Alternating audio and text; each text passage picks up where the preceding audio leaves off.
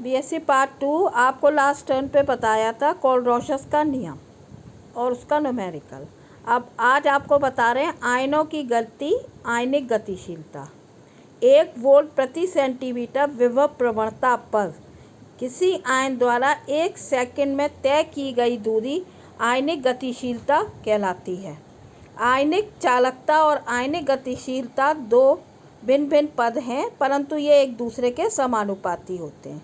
अतः lambda C infinity is directly proportional to u and lambda A infinity is directly proportional to we.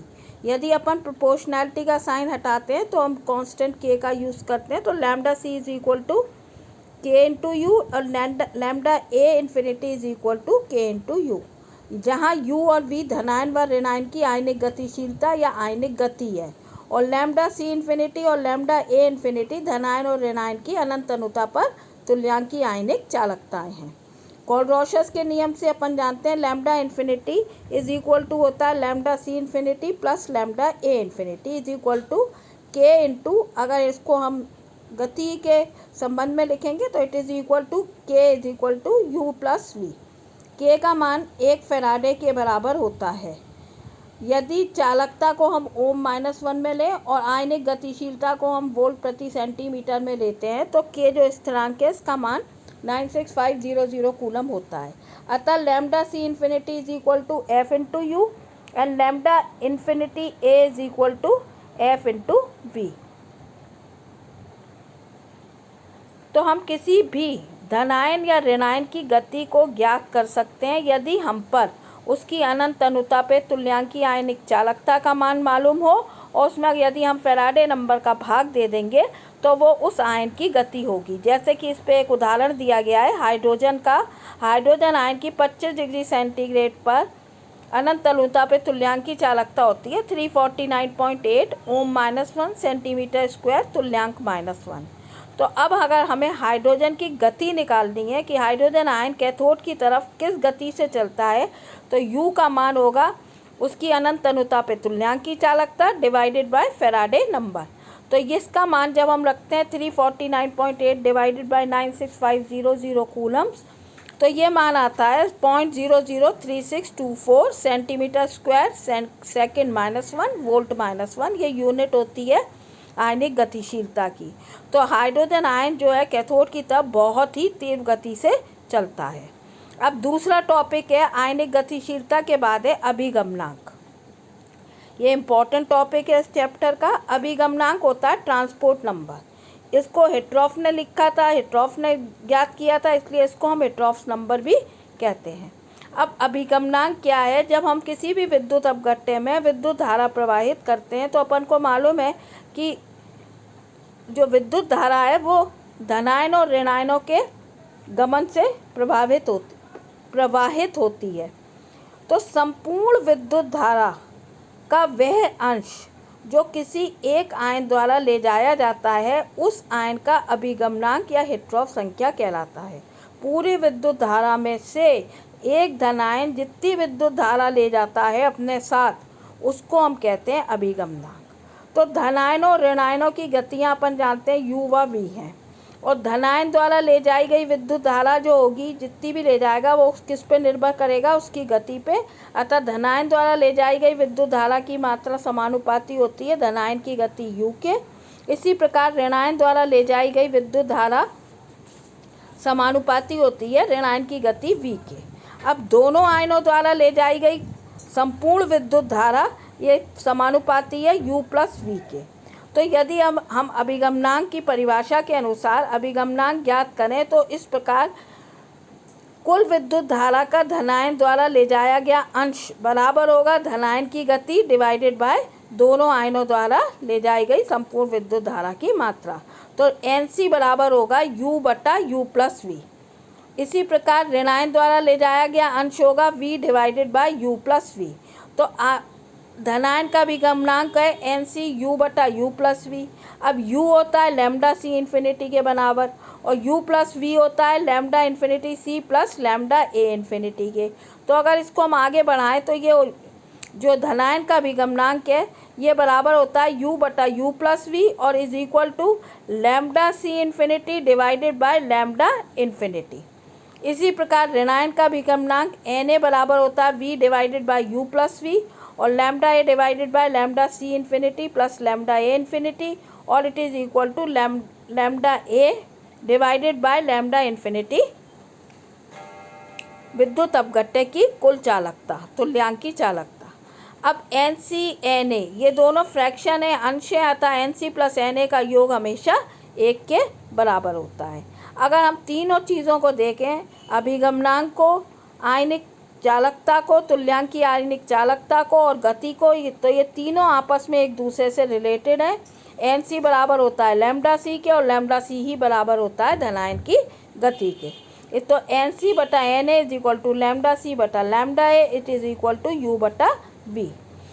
तो जब किसी विद्युत अपघट्य विलयन का विद्युत अपघटन किया जाता है तो धनायनों और ऋणायनों की तुल्यांक मात्रा में मुक्त होने के बाद भी इलेक्ट्रोड के चारों ओर सांद्रता का परिवर्तन अलग अलग होता है। इस परिवर्तन को हिट्रोफ ने आयनों के वेग से संबंधित किया, इसीलिए हम अभिगमनांक को हिट्रोफ संख्या भी कहते हैं। अब जिस कक्ष में एनोड का विलयन होता है उसे जिस कक्ष में हम एनोड लगाते हैं उसे हम एनोड कक्ष कहते हैं और जिस कक्ष में हम कैथोड लगाते हैं उसे हम कैथोड कक्ष कहते हैं और जो बीच में होता है उसे हम मध्य कक्ष कहते हैं। अब आपको बताते हैं कि आयनों की गति और इलेक्ट्रोडों पर सांद्रता का परिवर्तन किस प्रकार एक दूसरे से संबंधित है। ये एक चित्र बना हुआ है जिसमें हमने ये हमारी काल्पनिक सेल है जिसे हमने डायफ्राम लगा के 3 भागों में बांट दिया है। हमने कोने पे एनोड लगाया है, पॉजिटिव टर्मिनल है, तो इसको हमने बैटरी के पॉजिटिव भाग से जोड़ा है, इसलिए इसको हम एनोड कक्ष कहेंगे और सीधे हाथ को हमने चूँकि नेगेटिव से जोड़ा है इसलिए इसको हम कैथोड कक्ष कहेंगे।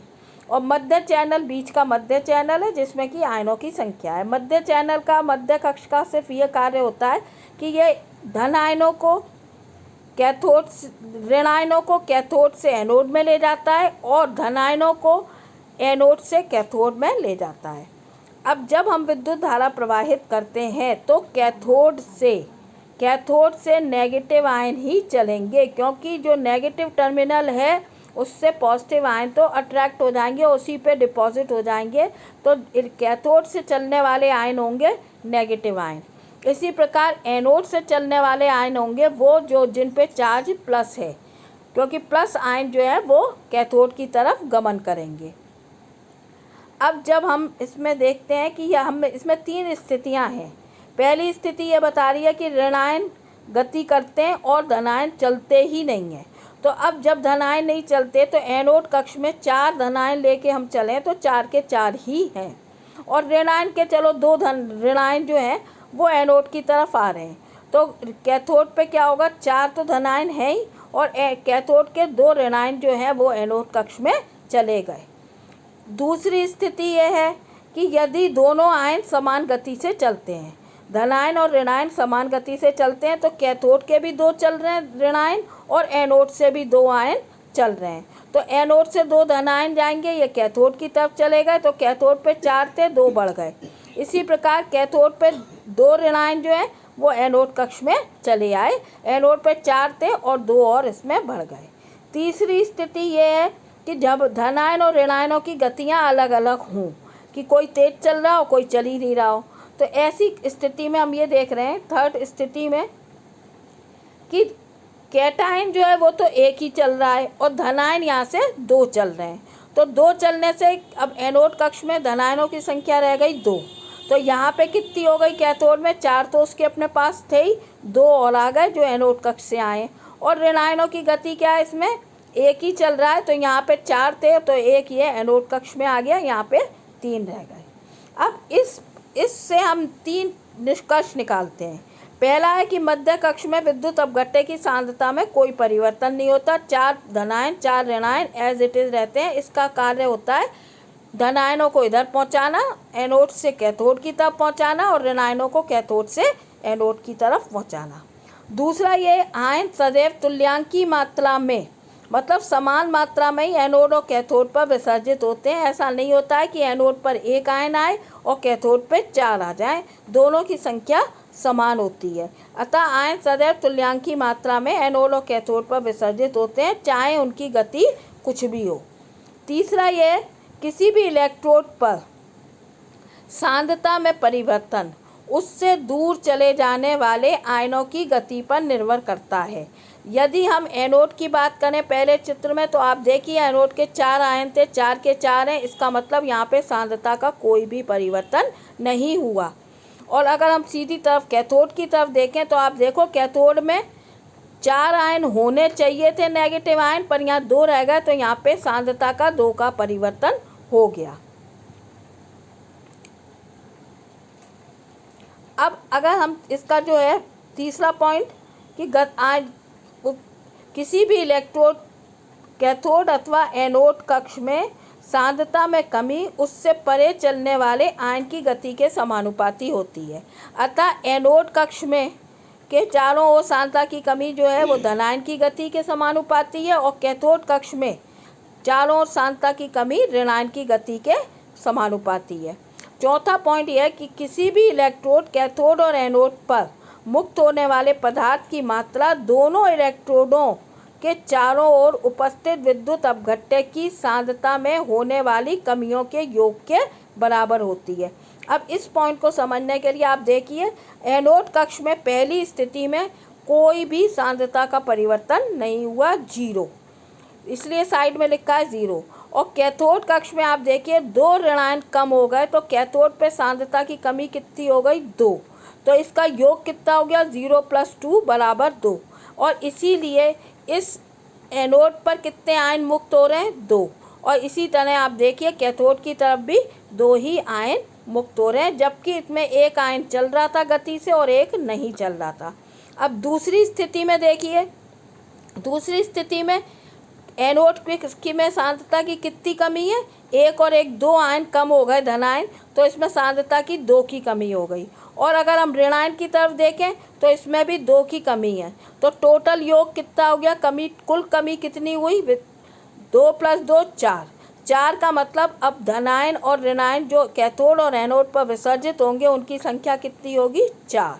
1 2 3 4 एनोड पर विसर्जित हो रहे हैं और 1 2 3 4 ही आपके कैथोड पर विसर्जित हो रहे हैं। और तीसरी स्थिति में भी आप देख लीजिए कि एनोड में कितनी सांद्रता की कमी है, 1 और 1 2, 2 आयनों के 2 धनायन कम है, तो एनोड में सांद्रता की कमी है 2।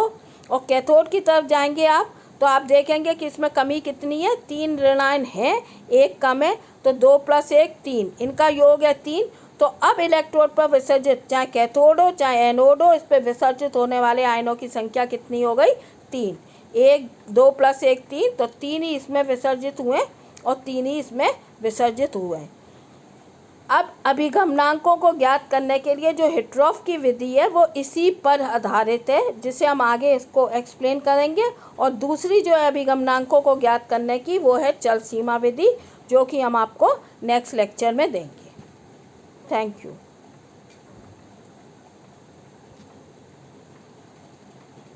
इतना भौंकना पड़ता है। किराएदार आ गया नीचे, बोर्डो के घर में, नीचे के घर में किराएदार आ गया। कौन सा, वही क्या मालूम, एक बड़ा सा ट्रक आया, सामान उतर रहा है।